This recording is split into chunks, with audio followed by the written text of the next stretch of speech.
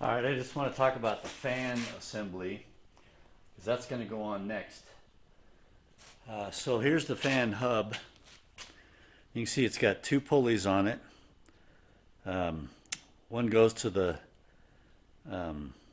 engine, the main pulley, and then this, I believe, the smaller one goes to the generator. So I've got two belts, one big one, one smaller one. And the belts are not in great shape, but I'm going to put them back on, but eventually I'll replace those. So this kind of stud sticking out here is the shaft that connects all this together. There's bearings inside, and those all seem really intact. I don't see any wobble or play, so I'm going to stick with it, although I'm going to degrease these threads here and clean that up. But this is what goes through the fork. And then you can adjust this up and down for your belt size, I believe. Well, to tighten the belt. The other thing to keep in mind here is that this thing is full of oil. In fact, there's right here on the outside this is really an oil slinger, and it continually splashes oil all the way through the center of this thing to make sure that the bearings, wherever they are lubricated appropriately. Never had any trouble with this, and you can see that you know, this thing is not. I'm not going to repaint. This appears to have been black. This is red. I'm not going to bother with repainting those. I'm just going to put it back together the way it was. The one thing I did do was paint the end cap black, and that goes right on here, and then the blade fits on top of this. So the blade then goes on here, and there's 8 bolts that hook it all together. So that's kind of what it looks like when we're all done putting it back together.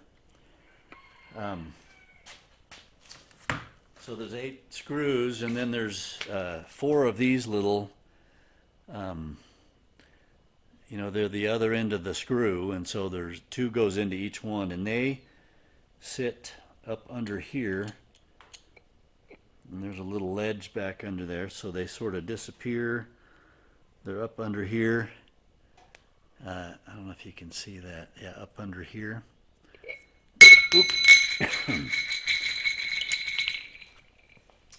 So you got to line these up in order to get the bolts to go through the way they're supposed to. So I'm going to take a few minutes and assemble this whole thing, and then I'll come back and we'll go put it on the tractor. I also wanted to mention that to lubricate this thing, this is a filler hole right here. You take that screw out, and it has a, forget what they call it, it's like a stud inside.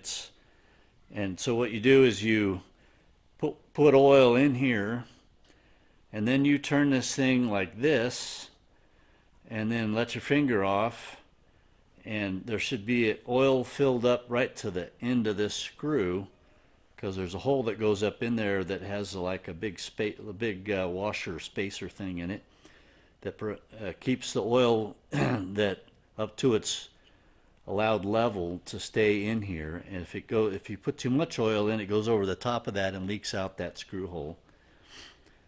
So once we get that all done, then that'll be enough oil inside here, and of course you got to put this end cap and the fan blade on before you can put the oil in. And I'm going to reuse this gasket here because it looks like it's in great shape. So anyway, it's a lot more complicated than I thought it was. I just thought it was just a fan blade, but there's a lot more to it. So we've got to make sure we do it all correctly, or else we'll be hearing from those bearings. So I'm going to go put this thing together, and I'll be back. So one of the pieces of this tractor that I need to go through before I put it back together is the radiator, and this looks to be like the original radiator. The only real thing wrong with it, it's kind of beat up, but the only real thing wrong with it is the soldered tube, overflow tube that used to come down is gone. And that's certainly not a fatal problem. The rest of it looks like it's in good shape. I don't believe this leaked. It seems pretty sturdy. You know, there's some bent up flutes and so forth, but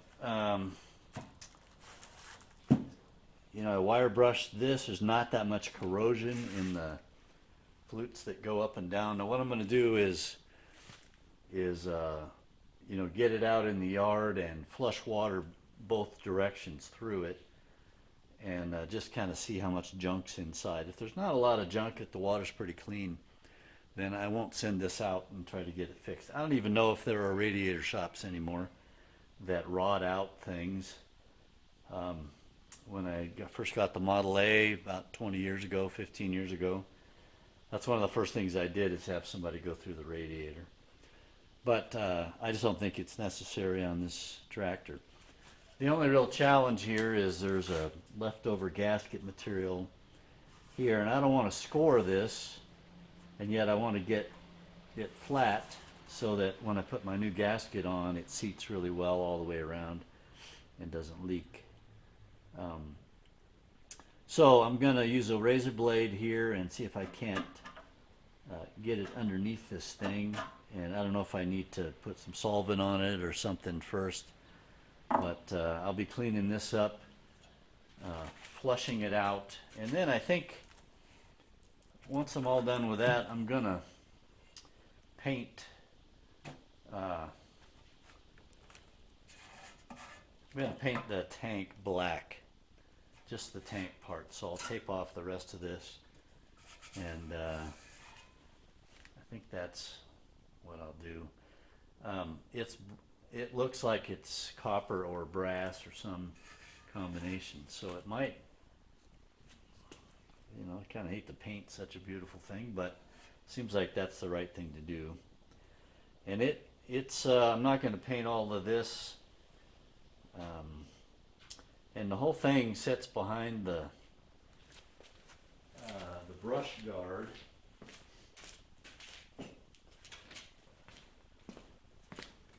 This piece here, and it's in pretty rough shape. I'm going to try to straighten it out as best I can, and I'll probably paint this whole thing red with the spray can. I kind of forgot about this when I was painting the rest of the tractor, and it was down at the bottom of the shelf and I just didn't see it.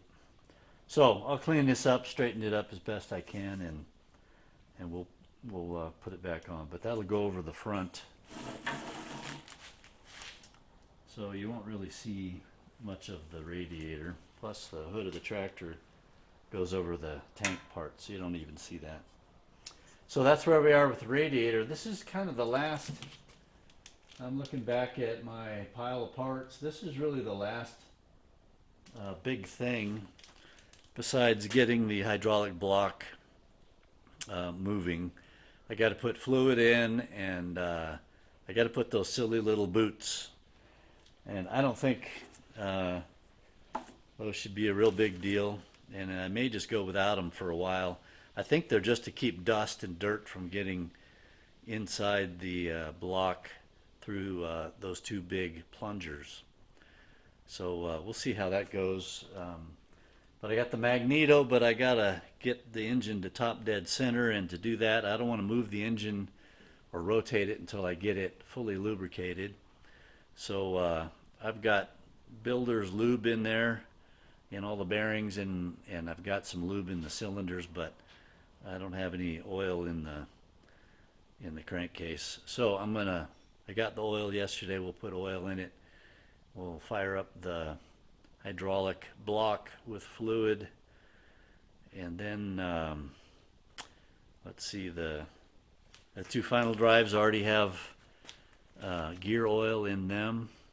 Transmission still has oil in it, but I'll double check all of the fluid levels to make sure I didn't forget any vat of lubricant that's necessary.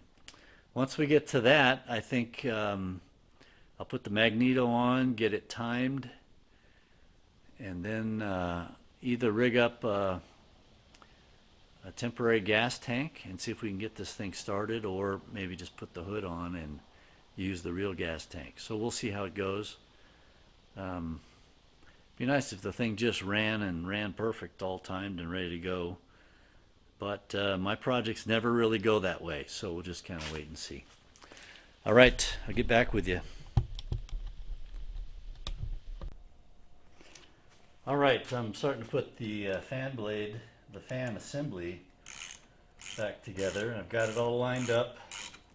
I've got the first of those 4 threaded backing deals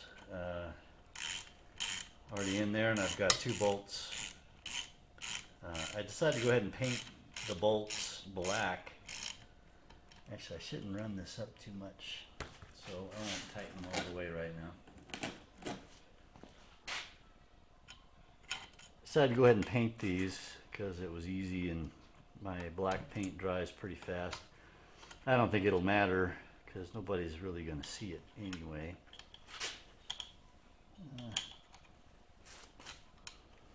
So we'll get these started. This is a pretty simple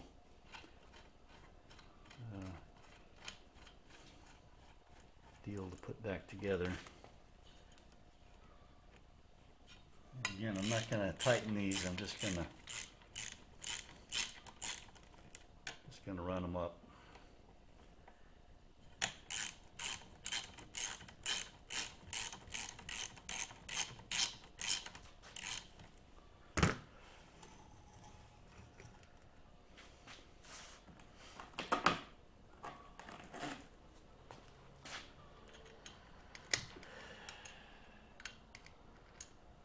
Not sure if it matters, but these little deals that go underneath that and the bolt screw into, they span blades. I don't know if that matters, but I decided to go ahead and do it the same way they had done it before. And I guess it makes sense. It looks to me like these blades are spot welded together to make a 4-blade fan. So I'm not sure that it matters, but I'm putting it back the way I found it.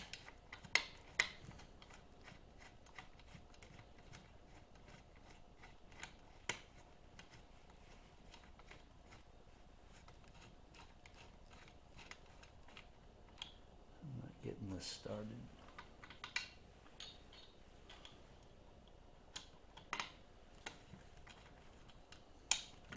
There we go.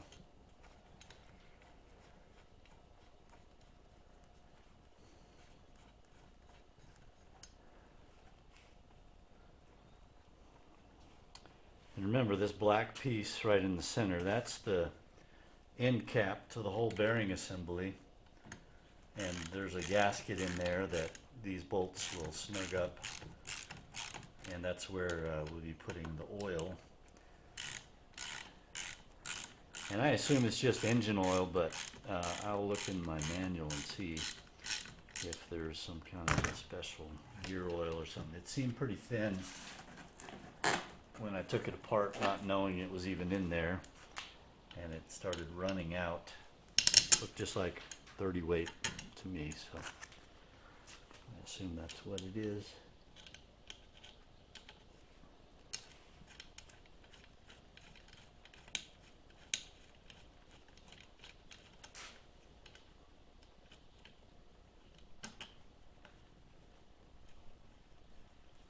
Go. It's kind of hard to get started, but once they get started, they go in just fine.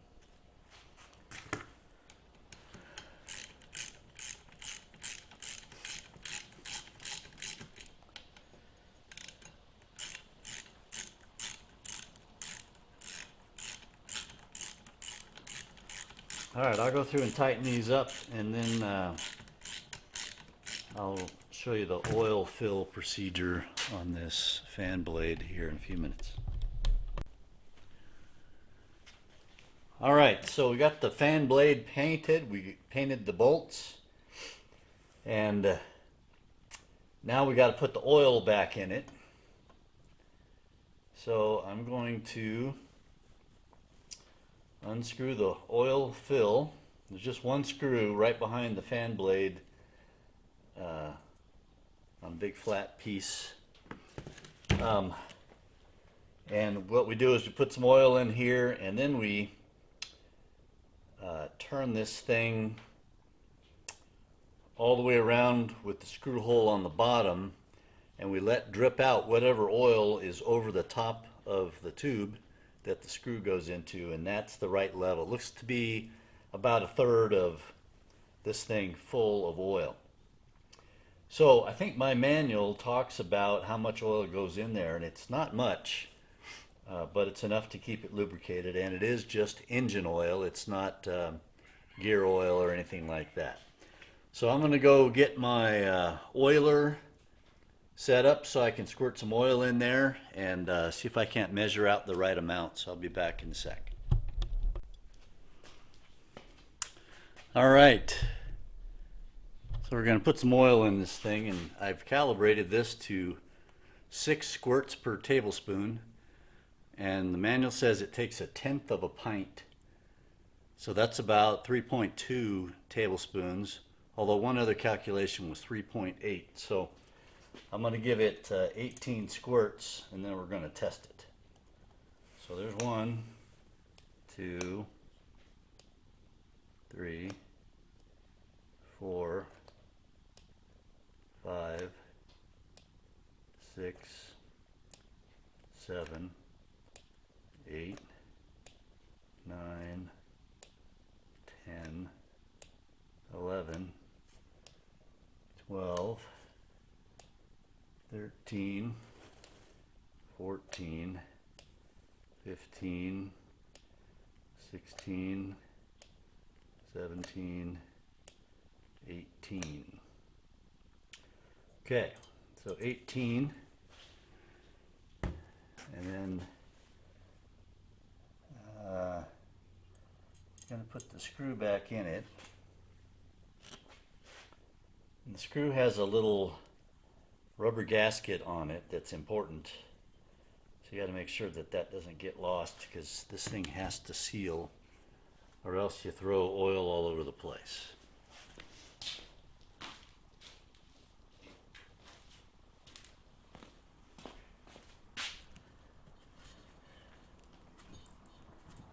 All right, so next we're going to turn this all the way upside down, take the screw out, and see if any oil comes out. All right, I'm going to unscrew the plug. I've got a little cup under it now. And I'm going to pull that out. And then I'm going to turn this totally upside down and see if anything comes out. We'll give that a few minutes to see if they find its way.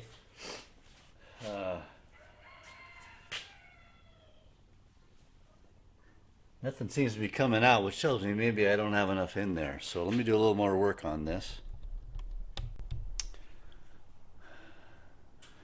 All right, so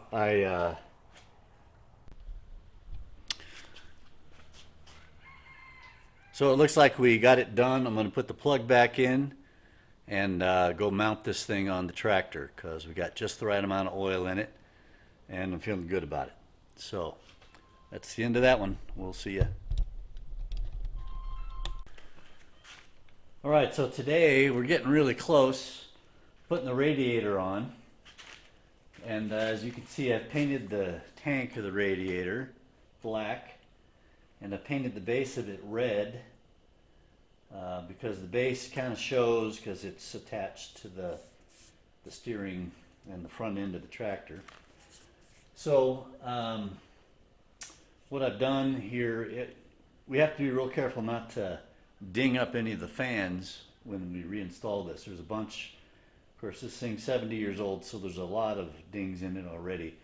I've tested this, not under pressure, but just run water through it, and it comes out really clean. I think this radiator is in really good shape. All the tubes seem to be open and flowing. So there's a metal bar on this side, there'll be a metal bar on this side, and then the two radiator posts will come up the sides here. And these all get mounted on top of the base. So one of the things you got to watch out for and keep track of is that these 5 bolts on either side here are longer, I believe, than the rest of them. So we'll need to really watch for that and make sure we get the long bolts in the sides. And that's because there's another, hunk of metal that has to be bolted down here at the base of the post. So I'm going to run over to the spot there where I have all the bolts and grab them, and we'll start getting this thing lined up. Also has a cork gasket between here, and I didn't put any gasket seal or anything on it. I'm going to leave it just like it is, and I think that'll work just fine.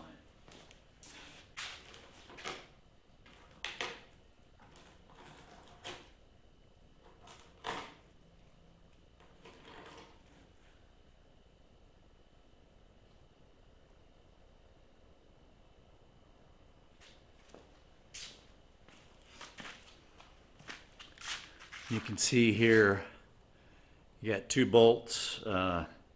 One's a little bit longer than the other one, so we'll reserve the longer ones for these edge bolts here. So let's make sure there should be 5 long ones on each end. I actually didn't check these to be sure. Yeah, see, that's a long one. So that should go there.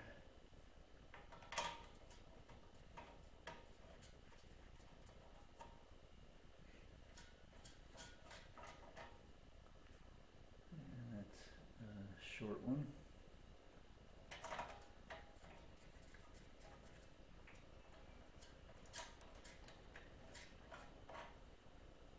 That's a short one. This one looks like a long one, so we'll see. Yep.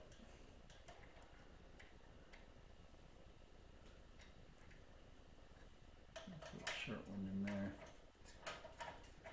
All right. Well, I'm going to go ahead and get the rest of the bolts in here. I wanted to mention that we noticed the fan blade is installed, and I've tightened the alternator belt and the fan belt, and I've made sure that everything, nothing's going to hit anything in here, just to make sure that all my adjustments are correct. I've got new rubber here on the upper and the lower radiator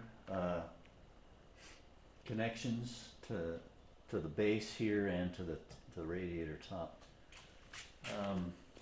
All right, so I'll go back and talk about all these other items in a little bit, but let's get this radiator on. So it turns out there's really 3 long bolts on each side. You can see this little raised flange here on 3 sides of the post. So those are going to take the longer bolts. So there's not 5 on a side, there's only 3, which is good because I only have 6 bolts, so that's going to work perfectly. And that means we'll just put shorter bolts in these 2. Already got the strap on the back side there, and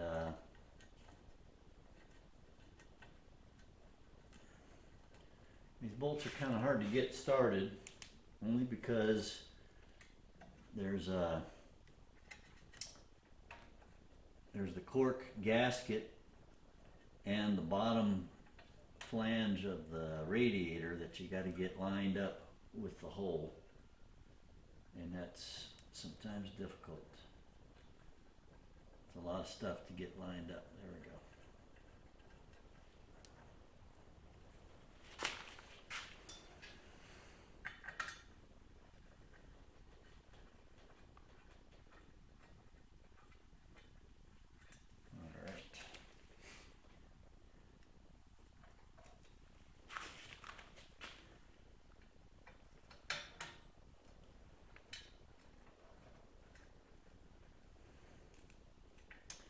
Alright, I'll finish putting these bolts in and then I'll run them all down and then I'll be back.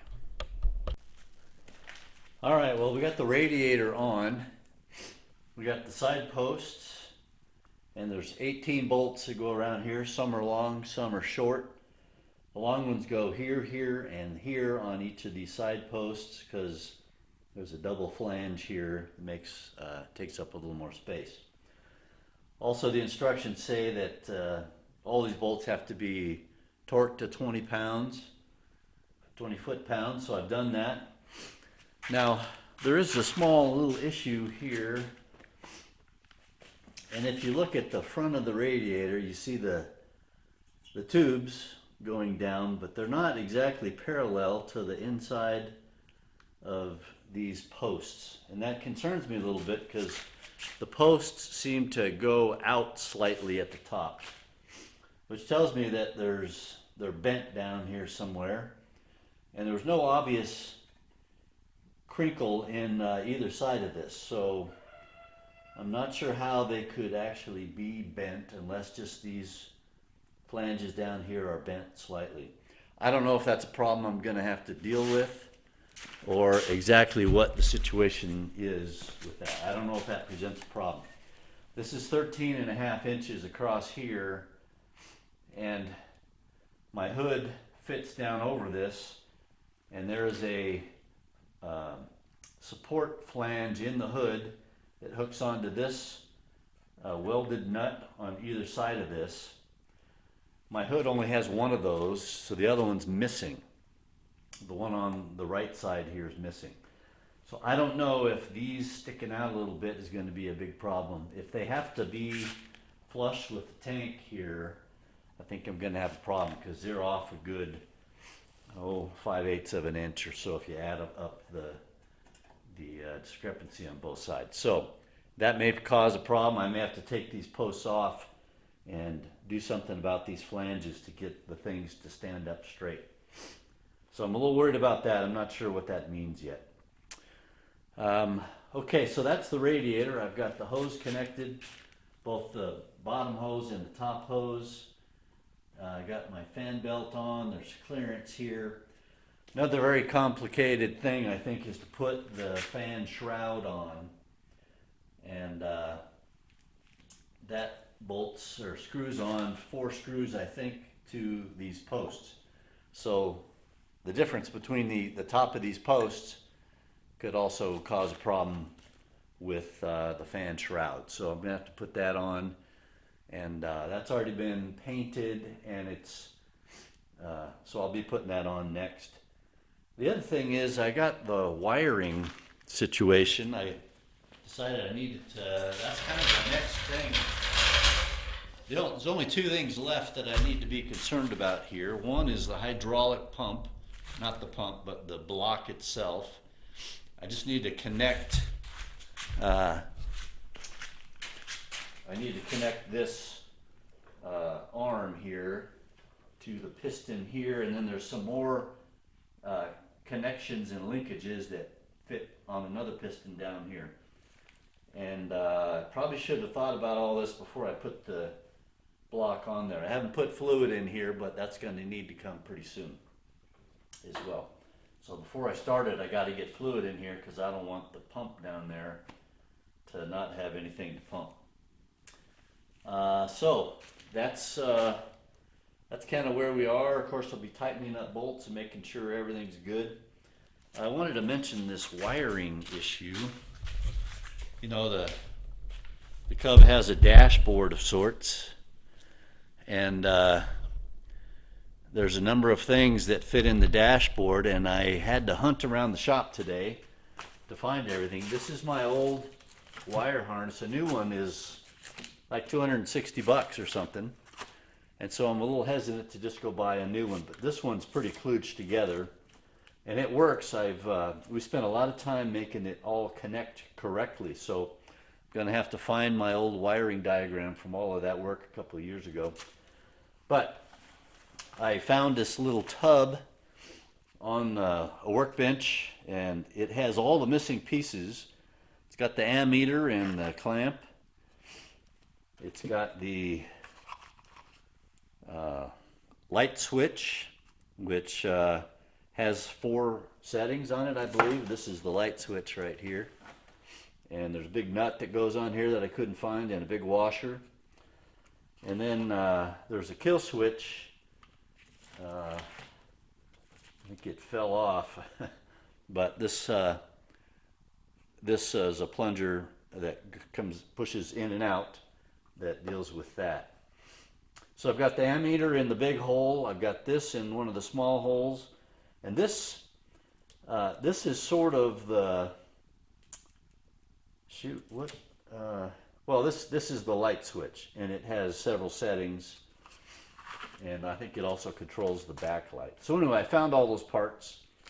I'm just not sure about the wiring and how everything's going to get reconnected. Hopefully, most of the wiring connections will be obvious because of the length of the wires.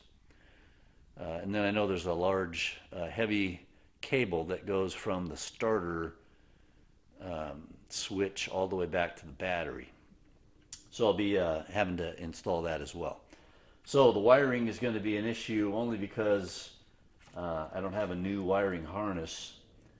And but we did do the research a couple of years ago and figure out exactly where everything goes. And we had the tractor running and the lights working back then. So I'm sure we can recreate that and get that all going.